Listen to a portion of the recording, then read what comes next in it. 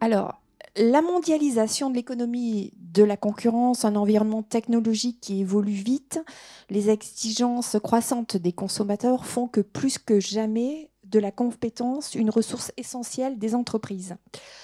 Pour rester dans la course, demeurer créatif, continuer à innover, répondre dans la durée aux attentes de ses clients, l'entreprise doit se doter de collaborateurs qualifiés. Je vous en prie, entrez. Bonjour. Dont les compétences sont en permanence actualisées. Dans cette bataille donc, des compétences se joue le devenir des entreprises, mais aussi le bien-être des hommes et des femmes qui y travaillent, le maintien de leur employabilité. L'industrie est au premier chef concernée par cet enjeu. Elle fait face à 3 défis majeurs. Le premier, donc, c'est les impératifs de compétitivité. Donc, très exposée à la concurrence internationale, l'industrie française doit relever le défi de la compétitivité. Pour autant, il y a également la transition écologique et énergétique. Donc, l'industrie doit investir dans des procédés et des équipements moins énergivores, polluants, et diminuer ses déchets, incorporer des matières premières et des matériaux recyclables dans ces nouveaux produits. Donc, de nouveaux métiers vont apparaître forcément. Et enfin, le sujet, la transformation numérique. En combinant plusieurs évolutions techniques majeures, la transformation numérique bouleverse les systèmes de production, impacte la quasi-totalité des fonctions de l'entreprise, que ce soit au niveau de R&D, gestion, marketing, comptabilité, logistique, et permet donc une flexibilité accrue de l'organisation de l'entreprise et conduit donc une polyvalence des tâches. Et donc, l'entreprise doit investir massivement dans le développement des compétences. Donc, la transformation numérique va avoir un impact important, ce qu'on disait, sur les emplois, les métiers, l'organisation et le contenu du travail. Certains métiers vont disparaître, ça c'est certain. De nouveaux métiers vont émerger, data scientist, data analyst, ingénieur en simulation numérique, expert en cybersécurité, technicien de maintenance prédictive. Et puis, bien sûr, la plupart des métiers vont se transformer. L'automatisation, la digitalisation, l'intelligence artificielle, les robots ne vont pas remplacer les salariés, mais les soulager des tâches répétitives ou pénibles et leur permettre de se focaliser sur des tâches à plus forte valeur ajoutée. On fera moins appel à la force de travail manuelle des opérateurs et plus à leur intelligence, à leur capacité à gérer les aléas, les dysfonctionnements de façon autonome et à leur aptitude à gérer des données, travailler en collaboration avec leurs équipes et autres services de l'entreprise. Et puis l'autre impact de la révolution numérique dans l'industrie, c'est une transformation profonde des organisations du travail. Et donc là, ça suppose une flexibilité plus poussée de l'outil de production, une polyvalence des tâches, une transversalité plus grande au sein des équipes avec dans les différents services de l'entreprise. Donc les organisations vont devoir évoluer. L'organisation traditionnelle, verticale et hiérarchique vont devoir être remplacées par des organisations responsables. On parle d'organisations souples et agiles. 3 types de compétences vont et commencent à apparaître. Les compétences professionnelles expertes, donc pour les métiers cœur du numérique et de l'automatisation, programmation, software, gestion et d'exploitation des données, production, installation et maintenance de nouvelles technologies. Ensuite, vous avez les compétences professionnelles dites techniques pour permettre aux salariés utilisateurs des nouvelles technologies, robots, automates, fabrication additive, la réalité augmentée, les machines communicantes, maîtriser donc tous ces outils numériques. Et enfin, des compétences dites transversales pour tous les salariés de l'entreprise, avec un socle de compétences numériques générales pour comprendre les principes de fonctionnement et les usages des nouveaux outils, des compétences sociales, travailler en équipe, collaboration et situationnelle. On va parler de capacité d'adaptation de plus en plus, et puis apprendre à apprendre. Dans ce contexte où le contenu des métiers est amené à évoluer rapidement, la formation continue, donc c'est pour ça que Fabrice est là également, et la montée en compétences des salariés doivent être considérées par le dirigeant d'entreprise.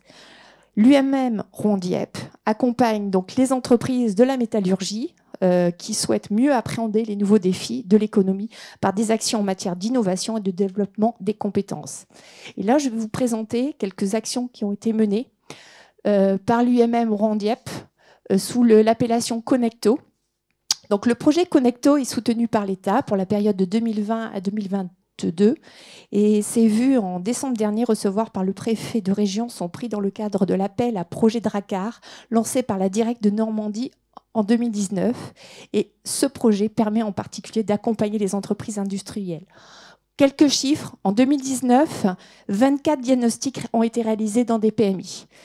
Ça représente à peu près 720 heures d'audit. 20 PMI accompagnés dans leur plan d'action numérique, soit 25 projets réalisés, 15 ateliers, 100 participants, 60 entreprises. Donc voilà. Et voilà quelques exemples de réalisation. Donc on peut retrouver à travers des organisations le management des équipes, le pilotage d'entreprises avec des tableaux de bord décisionnels, les gestions de production, des étapes de production dans la gestion des stocks par la mise en place de barcoding ou poste aux opérateurs pour éviter, réduire les saisies. Et puis, hop, vers le zéro papier, donc vraiment ça concerne tous les secteurs d'une entreprise, la relation client, la mobilité dans l'entreprise à travers la mise en place de tablettes pour les techniciens de maintenance en particulier, et puis les systèmes d'information existants. Alors, un contact, si vous êtes intéressé, c'est Ludovic Lepelletier, qui est donc qui chapeaute ce projet, entre autres. Donc, il ne faut vraiment pas hésiter à aller le rencontrer. Et il est sur le stand AD Normandie. Donc, si vous avez des questions après notre intervention, n'hésitez pas à aller le rencontrer. Il sera là pour vous expliquer plus en détail ce que signifie Connecto et l'aide que l'UMM Rondiep peut vous apporter.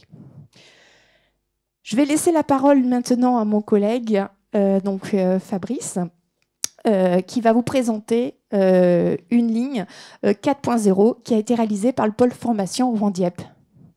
Je vous en prie, bienvenue, installez-vous. Merci Stéphanie. Voilà, maintenant je vais vous expliquer un petit peu, nous, en tant que donc, du coup, centre de formation, un petit peu comment ça s'est passé. Déjà, nous, ce qu'il faut savoir, c'est sur cette partie industrie 4.0, on a démarré il y a, je vais dire, à peu près 2 ans sur cette activité. Pourquoi on a démarré il y a 2 ans? Tout simplement parce que, comme Stéphanie l'a dit, je m'occupe aussi de la formation continue, c'est-à-dire la formation pour les salariés. De ce fait, on avait aussi des remontées, on commençait à avoir des remontées d'informations vis-à-vis des entreprises partenaires qui nous demandaient justement différents types de formations et auxquelles notre centre, forcément, on n'avait pas encore accès. Du coup, il y a 2 ans, on a monté un premier chantier. C'était d'avoir une petite ligne de production 4.0. Alors, comme je l'ai dit tout à l'heure, nous sommes un campus, c'est-à-dire que là, je ne vais pas forcément vous montrer une ligne de production industrielle comme vous pouvez voir ailleurs ou dans votre propre entreprise. Mais par rapport à ça, justement, nous, le but, même si c'est miniature, même si vous allez voir à travers différents types de photos, mais en tout cas, c'est comme si que c'était une ligne de production industrielle. La différence près, c'est que forcément, c'est la taille, l'échelle. C'est-à-dire que nous, la ligne de production, vous allez voir, elle tient dans une salle de formation. Donc, elle tient dans une salle de, on va dire, 35 mètres carrés, comparé donc à une entreprise où, forcément, ça va être dans un atelier. Mais l'esprit est là. Ce qu'on a voulu avant de démarrer ici et vous expliquer le 4.0, on ne voulait pas non plus vous montrer directement la ligne, mais vous expliquer un petit peu différents critères sur le 4.0. Comme ça a été évoqué tout à l'heure, effectivement, ça a été l'industrie 4.0, appelée aussi en France l'usine du futur. C'est aussi les différents types d'appellations. Effectivement, nous sommes sur la 4e révolution industrielle. Donc le point de départ est là. Et effectivement, le but, c'est tout simplement d'améliorer la compétitivité qu'on peut avoir. Et justement, grâce aux différents schémas qu'on peut avoir de 4.0, ça nous permet d'être plus compétitifs et de plus répondre en fait aux besoins au niveau des entreprises. Alors oui, On a donc 4 points qui sont ici un peu énumérés. Conception virtuelle, numérisation, Internet industriel, et tout ce qui est bien sûr logiciel de modélisation. Donc ça fait partie des grands axes. Au niveau de l'usine 4.0, ce qu'il faut savoir, c'est qu'il y a 7 technologies clés. En toute honnêteté, nous, notre centre de formation, on n'a pas, pour l'instant, on n'a pas l'ensemble des 7 compétences clés, des 7 technologies clés, tout simplement parce qu'on a encore du travail à faire. C'est-à-dire que le chantier, on a démarré il y a 2 ans. La ligne a été inaugurée il y a 1 an. Donc, vous voyez, donc on est sur, on va dire, la première année de fonctionnement taille réelle. Et il faut savoir qu'on a encore d'autres axes de travail sur cette partie. Mais comme nous sommes en campus, vous vous doutez bien que nous, notre but, c'est de former des apprenants. Mais pour former des apprenants, on a besoin aussi d'avoir des formateurs qui soient formés. Ça veut dire quoi? C'est tout simplement, on ne peut pas forcément évoluer et mettre la technologie, entre guillemets, aussi rapide que ce qu'on souhaiterait, puisqu'il faut aussi, nous, de notre côté, mettre de la technologie. Et en même temps, il faut qu'on puisse former nos enseignants, nos formateurs, pour qu'ils puissent, eux, derrière, les distiller l'information au niveau des différents types d'apprenants. Je vous ai dit tout à l'heure qu'en fait, on parlait tout à l'heure de formation continue, bien sûr, c'est par là que c'est arrivé, mais on s'occupe aussi, bien sûr, de la formation initiale. Donc, formation initiale, c'est-à-dire Bac Pro, BTS, mais on voit que même au sein du Bac Pro, via l'éducation nationale, il y a aussi des changements qui sont apportés. Notamment, on voit cette année que, notamment au niveau du Bac Pro MEI, donc c'est un type de Bac Pro qui était orienté maintenance industrielle, électrique, et il est rénové pour la rentrée de septembre. Et on parle maintenant en termes de rénovation, et on voit beaucoup d'éléments qui correspondent en fait au 4.0. Ça veut dire quoi? Ça veut dire que, vous voyez, c'est que même dans les centres de formation, même au niveau des différents types Bac Pro, BTS, il y a aussi une évolution qui est faite. Et donc on a, je pense, bien fait d'anticiper les choses, même si je vous dis, il nous reste énormément de travail, mais ça nous permet effectivement de pouvoir avancer et de pouvoir justement de répondre aussi bien au niveau des apprenants, aussi bien au niveau des salariés, mais aussi bien au niveau des jeunes qui sont chez nous en alternance sur du Bac Pro et du BTS. Voilà un petit peu pour vous donner un petit peu les différents critères. Alors, sur les 7 technologies clés, vous voyez en fait 7 grands points. Voilà, je ne vais pas non plus tous les citer, c'est les 7 grands points qu'on retrouve sur l'industrie 4.0. Ce que je peux vous dire, nous, c'est qu'effectivement, nous, le but, ça a été de retrouver, bien sûr, sur ces critères, des éléments qu'on est en capacité de faire le plus rapidement sur la montée en compétences de nos formateurs. Par exemple, voilà, qu'est-ce qu'on a choisi, nous, par exemple, la partie digitalisation. Donc ça, on a déjà démarré, il nous reste encore du travail. La partie automatisation, robotique, et maintenant, et plus encore maintenant, la cobotique industrielle. Ensuite, tout ce qui est fabrication additive, tout ce qui est bien sûr la remontée, ce qu'on appelle le monitoring et le contrôle, c'est-à-dire la remontée d'informations. Ensuite, tout ce qui est les composites et les nouveaux matériaux d'assemblage. Alors, sur ce 5e point, vous vous doutez, comme on est un campus, malheureusement, le 5e point, je vais avoir du mal, notamment sur cette partie-là, de vous montrer, puisqu'on est plutôt sur un schéma typé industriel. Ensuite, la place de l'homme et le management dans l'usine, et l'efficacité énergétique. Donc ça, ce sont les 4 grands points, enfin les 7 grands points qui correspondent en fait à l'usine 4.0. En tant que centre de formation, effectivement, comment c'est remonté, je vous l'ai dit tout à l'heure, les besoins des industriels, la rénovation des différents types de référentiels. On a aussi, nous, des nouvelles formations, c'est-à-dire de type bachelor. Donc c'est en fait un bachelor, pour ceux qui ne connaissent pas, en fait, c'est un équivalent Bac+3. Et bien sûr, comme l'a dit Stéphanie, c'est anticiper sur les métiers de demain. Et je reviens sur le métier de demain, c'est que le métier de demain, mais c'est quasiment aujourd'hui. C'est-à-dire qu'on commence à voir même des annonces qui correspondent en fait à des différents nouveaux métiers qui arrivent.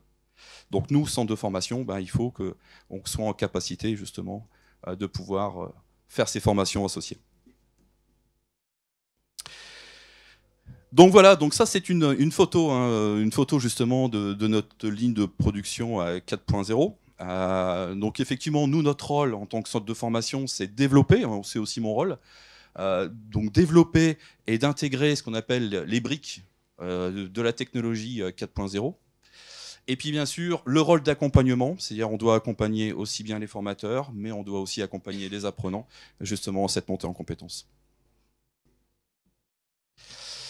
Alors, pour ce faire, au niveau des différents 7 critères clés que je vous ai présentés tout à l'heure, effectivement, voilà, ce qu'on a choisi, nous, en tant que, je dirais, thème, on a choisi, voilà, ici, par exemple, 2 thèmes que j'ai mis. Le thème objets connectés et Internet industriel, c'est-à-dire tout ce qui est produits connectés et infrastructure et échange de données. Actuellement, donc, vous voyez, sur la partie gauche, hein, c'est une photo qui est justement à notre campus. Hein, vous voyez, donc à gauche, je pense que vous avez reconnu, c'est une tablette. Et à droite, hein, pour ceux qui sont un peu techniques, ils voient un petit disjoncteur. Et au-dessus du disjoncteur, hein, l'élément qui est tout petit, voilà, que Stéphanie est en train justement de montrer, sur cette partie-là, en fait, on a ce qu'on appelle de la communication sans fil en Zigbee. Et en fait, ça nous permet en fait de communiquer et d'envoyer des informations. Et justement, ça nous permet de quoi? Notamment de nous envoyer des informations énergétiques. C'est-à-dire qu'on est en capacité, sur une cellule, de voir quelle est la consommation énergétique de la station. Voilà, ça c'est aussi un des critères, hein, vous avez vu, je crois que c'était le septième critère qui correspondait justement à la partie consommation énergétique. Donc vous voyez, tout ça, ça nous permet effectivement, donc via une tablette, en réalité augmentée, de pouvoir en fait analyser directement et de revoir un petit peu les consommations énergétiques associées. Ensuite, on a ce qu'on appelle des technologies de production avancée. Qu'est-ce qu'on a dans les technologies de production avancée? On a forcément la partie robotique. Bon, je pense que c'est déjà un petit peu connu. La robotique. La partie, bien sûr, tout ce qui est automatisation. Et bien sûr, comme je l'ai dit tout à l'heure, hein, la partie donc, monitoring, surveillance. Et de plus encore. Alors, nouvelle aussi approche de l'homme au travail, c'est-à-dire effectivement, vous avez qu'il y avait une ligne de production. Mais il faut savoir, sur cette ligne de production, on a aussi pris le pas d'acheter, avec le pack, ce qu'on appelle des jumeaux numériques. Alors, je ne sais pas si vous avez entendu parler, on en discutera peut-être après sur des questions-réponses. Mais tout simplement, ça nous permet, avant d'acheter la ligne, de pouvoir, en réalité virtuelle, de regarder un petit peu le fonctionnement de la ligne. Ça, c'est aussi intéressant lors de nos formations, notamment pour des formations typées plutôt opérateurs ou conducteurs de ligne. Ça nous permet tout simplement de pouvoir, entre guillemets, toucher à la machine donc toucher la machine et ensuite, après, de le faire en réel. Donc, vous voyez, on se sert des jumeaux numériques, en même temps, notamment pour la partie formation, mais ça nous permet voilà, de voir l'ensemble des choses. Parce qu'il y a des choses qu'on ne peut pas faire, notamment en réel, que je peux faire en réalité virtuelle. C'est par exemple d'aller à l'intérieur, donc je mets la réalité virtuelle, en fait tout simplement c'est un casque, et là je suis en capacité de mettre le casque et d'aller à l'intérieur de la machine en fonctionnement, bien sûr chose que je ne peux pas faire sur une machine réelle. Donc ça c'est sur cette partie, donc nouvelle approche de l'homme au travail. Ensuite, tout ce qui est usine, ligne et îlot connecté, c'est-à-dire que tout est connecté, l'ensemble des postes est connecté. Et il est relié donc, à un système où je suis en capacité de voir et de suivre la production en temps réel. On a également, alors je ne l'ai pas forcément noté, on a également aussi du RFID. Alors le RFID, c'est vrai que c'est un grand mot, certains peut-être connaître. Mais en fait, tout simplement, je vais banaliser un petit peu ce mot-là. Le RFID, c'est-à-dire qu'à tout moment, on sait la production que j'ai faite et où elle se trouve sur ma ligne. C'est-à-dire que je suis en capacité de voir le plot numéro 3, à quel moment et où se trouve sur ma ligne. Donc voilà, donc, vous voyez par exemple ici donc un collègue en réalité virtuelle hein, qui est en train justement de tester une application. Voilà, je vais finir là-dessus parce que je crois qu'on est pile poil là dans le timing, on me fait signe. Donc effectivement, pour revenir à ça, vous voyez, donc nous en tant que centre de formation, on a donc et le chantier, je l'ai dit, il n'est pas terminé. On a encore énormément de boulot. Notamment le premier axe de travail, ça va être le big data. Le big data, c'est quoi? Ça va être, les projets futurs.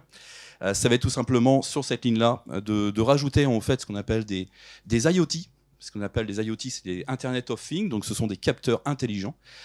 Et grâce à ça, ça va me permettre de remonter un ensemble d'informations qu'il va falloir bien sûr analyser, traiter, parce que quand on a beaucoup d'informations, il faut pouvoir les analyser. Mais ça va me permettre justement de faire ce qu'on appelle, qui est juste en dessous, de la maintenance prédictive. C'est-à-dire qu'on va pouvoir prédire les futures pannes qui peuvent arriver sur la machine. Par exemple, je prends un cas concret, tout le monde connaît un moteur, et en fonction du moteur et de l'échauffement du moteur, demain on sera en capacité de dire « Oh là, attention, on a peut-être un souci mécanique ». Et il va falloir peut-être faire une opération de maintenance, ce qu'on appelle. Et ça, c'est assez nouveau. On commence à en voir, et sur le salon, je pense que ça fait aussi partie des actes de travail, donc cette maintenance prédictive. Donc vous voyez, donc pour finir, voilà, vous voyez que on reste aussi sur des métiers de base. Hein. On n'oublie pas, nous, centre de formation, les métiers de base, mais on essaye aussi de pousser les gens aussi à aller sur cette partie nouvelle technologie et les former dessus. Donc effectivement, bon, ça c'est ma dernière diapo, c'est-à-dire qu'effectivement, hein, on a aussi sur les métiers qui arrivent, notamment la partie supply chain, c'est-à-dire la partie logistique. Et effectivement, tout ça c'est impacté. Du côté, le 4.0, il y a un impact aussi bien du côté opérateur, hein, jusque la supply chain. C'est-à-dire que le 4.0, c'est pas uniquement côté opérateur et côté maintenance. Voilà un petit peu, donc c'est vrai que j'avais fait une petite conclusion. Voilà, en fait pour conclure, effectivement, donc vous voyez, il y a quand même beaucoup de défis. Hein. Même nous, on est toujours en train de se mettre un défi hein, justement pour avancer sur cette partie-là. Mais c'est très intéressant. On a vraiment le gros avantage. Déjà, ça apporte de la nouveauté. Vous voyez qu'on parle beaucoup du digital. Donc c'est vrai que ça intéresse aussi, ça intéresse beaucoup de monde. Et ça montre aussi finalement que l'industrie.